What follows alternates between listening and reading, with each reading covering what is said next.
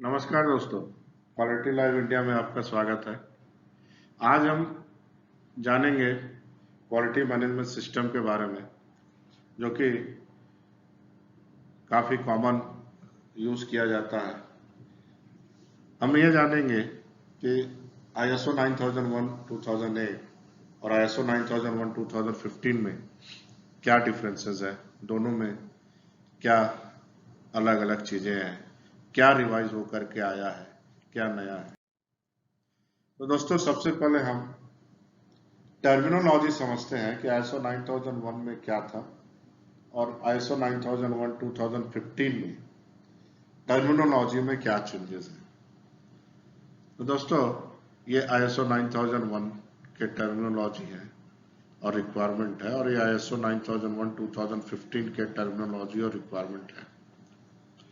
दोस्तों, ISO 9001 में product शब्द का यूज किया गया है, प्रोडक्ट का, जबकि 9001 2015 में प्रोडक्ट एंड सर्विस का उपयोग किया गया है। दोस्तों, अभी प्रोडक्ट और सर्विस में डिफरेंस क्या होता है? दोस्तों, प्रोडक्ट वो होता है जिसमें कि जो मैन्युफैक्चरर है, ऑर्गेनाइजेशन है और उसका जो यूजर है, उन दोनों के बीच फिजिकली ट्रांसपोर्टेशन या ट्रांसफॉर्म नहीं होता। और प्रोडक्ट वो है जो कि टेंजिबल होता है, जिसे आप देख सकते हैं।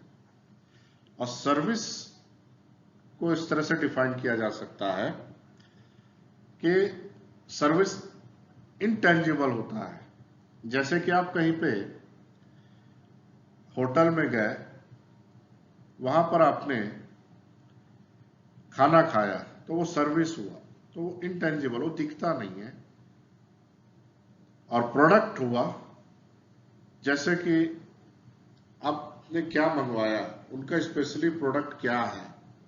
जैसे चाइना का चाइनीज आइटम होता है, कहीं पिज्जा होता है, तो वो प्रोडक्ट हुआ। लेकिन वो आपको दिया, आपने खाया, वो सर्विस हुआ। तो मेन डिफरेंसेस जो है प्रोडक्ट और सर्विस में, एक टेंजिबल इंटेंजिबल है, और ये सर्विस ट्रांसफॉर्म होता है बिटवीन टू पीपल, और प्रोडक्ट में ट्रांसफॉर्म नहीं होता ऑर्गेनाइजेशन और यूजर्स के बीच में। दोस्तों, 9001 2008 में एक्सक्लूजन है। एक्सक्लूजन जो कि डिजाइन एंड डेवलपमेंट में दिया गया है, जबकि 9001 2015 में एक्सक्लूजन का उपयोग नहीं किया गया है। 9001 2008 में मैनेजमेंट रिप्रेजेंटेटिव कंपलसरी मैंडेटरी शैल रिक्वायरमेंट है, बट 9001 2015 में कोई मैनेजमेंट रिप्रेजेंटेटिव उपयोग में नहीं लाया है, बल्कि जो भी प्रोसेस ओनर है, जो भी रिस्पॉन्सिबिलिटी और अथॉरिटी है, वही उस जॉब के लिए, उस काम के लिए, उसके लिए मैनेजमेंट रिप्रेजेंटेटिव है। दैट मीन्स जो प्रोसेस ओनर है, he is responsible for the overall quality management system. अभी कोई मैनेजमेंट रिप्रेजेंटेटिव को नहीं पूछेगा, वो प्रोसेस ओनर को ही रेस्पॉन्सिबल बना दिया है। Documentation, quality manual, documented procedure, record, ये सब ISO 9001 2008 में था। बट 9001 2015 में इन सब को चेंज करके डॉक्यूमेंटेड इंफॉर्मेशन वर्ड यूज किया है। डॉक्यूमेंटेड इंफॉर्मेशन मतलब उसमें सभी आ जाते हैं, मैनुअल भी, किसी भी तरीके से एक इंफॉर्मेशन होना चाहिए, वर्क इंस्ट्रक्शन में, आपका प्रोसीजर में, आपका मैनुअल में, चाहे रिकॉर्ड हो, चाहे वो डॉक्यूमेंट हो। तो इन सब के लिए डॉक्यूमेंटेड इंफॉर्मेशन वर्ड यूज किया है। ISO 9001 2008 में वर्क एनवायरनमेंट का उपयोग किया था, जबकि 2015 में environment for the operation of processes, यह टर्मिनोलॉजी यूज किया है। मॉनिटरिंग एंड मेजरिंग इक्विपमेंट 9001 2008 में था। यहां पर लिखता है मॉनिटरिंग एंड मेजरिंग रिसोर्सेस। मतलब क्या क्या रिसोर्स यूज में आ रहा है उसे चेंज किया है। 9001-2008 में परचेस प्रोडक्ट यूज कहा है, जबकि 9001-2015 में externally provided product and service ये किया गया, मतलब सप्लायर को एक्सटर्नल प्रोवाइडर कहा गया है, सप्लायर को एक्सटर्नल प्रोवाइडर यूज, मतलब ये जो मेन टर्मिनोलॉजी है चेंजेस है ISO 9001 और 2015 में। जो क्लॉजेस में जो डिफरेंसेस है, फर्स्ट 3 क्लॉज सेम है। जो मेन ISO 9001 2015 और ISO 9001 2008 फर्स्ट 3 क्लॉज सेम है, परंतु जो मेजर चेंजेस देखा गया है उसमें 9001 2008 में जो फर्दर क्लॉज है, जो 4th क्लॉजेस के बाद आता है, वो पहले ISO 9001 2008 में क्लॉज नंबर 4, 5, 6, 7 और 8 था, जबकि ISO 9001 2015 में 9, 10, मतलब टोटल क्लॉजेस जो है 8 थे 2008 में और 10 है 2015 में। और PDCA का अप्रोच तो 9001 2008 में भी था, इसमें भी जो क्लॉज नंबर 4, 5, 6, 7 जो कि context of organisation, leadership, planning और सपोर्ट, ये प्लान में है, डू में ऑपरेशन है, चेक में परफॉर्मेंस इवेलुएशन है और एक्ट में इंप्रूवमेंट है। दोस्तों PDCA का हमने एक एक्सक्लूसिव वीडियो बनाया है, आपसे रिक्वेस्ट है कि अगर आपको इसके बारे में डिटेल जानना हो तो आप हमारा वीडियो देख सकते हैं। दोस्तों जो चेंजेस है क्लॉजेस में उसके बारे में हम देखते हैं।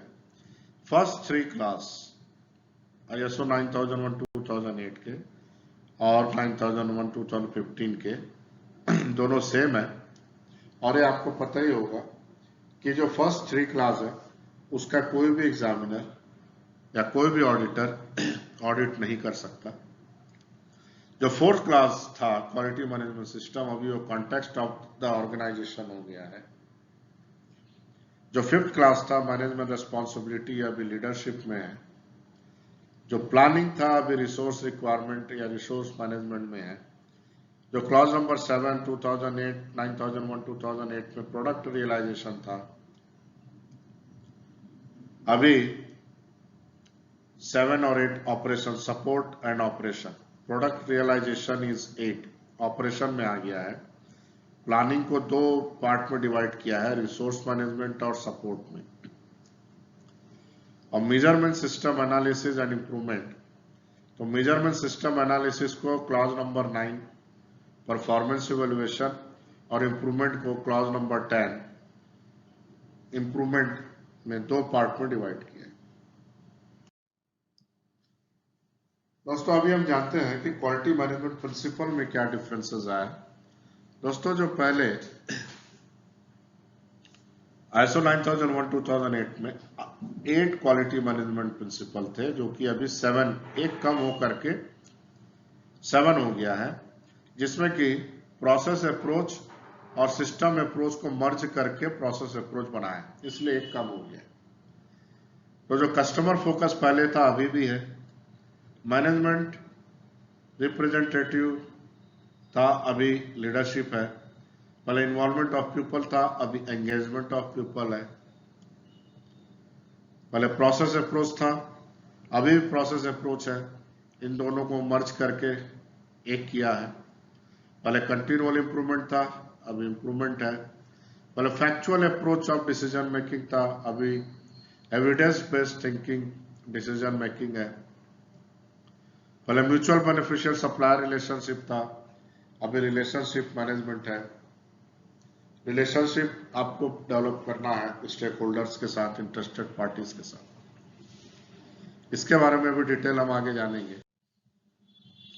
दोस्तों जो कस्टमर फोकस है, इसमें यह है कि कस्टमर फोकस्ड ऑर्गेनाइजेशन होना चाहिए, improve customer satisfaction with quality, quantity, cost. Customer को किसी भी तरह से डिलाइट करने की कोशिश करनी चाहिए। तो हमारा जो ऑर्गेनाइजेशन है, हमारा जो भी काम है, सर्विस है, प्रोडक्ट ऑर्गेनाइजेशन या service organisation, should be customer focused organisation.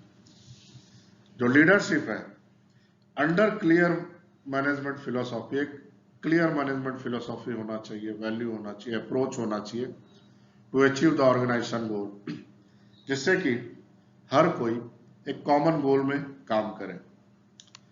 Then engagement of employ, इसका मतलब यह है कि हमारा जो एम्प्लॉय है वो कॉम्पिटेंट हो, एंगेज हो हर लेवल में थ्रू आउट द ऑर्गेनाइजेशन, और जितना जरूरत है, जितना एसेंशियल है, कैपेबिलिटी बढ़ाए और कॉमन गोल की तरफ आउटपुट निकले।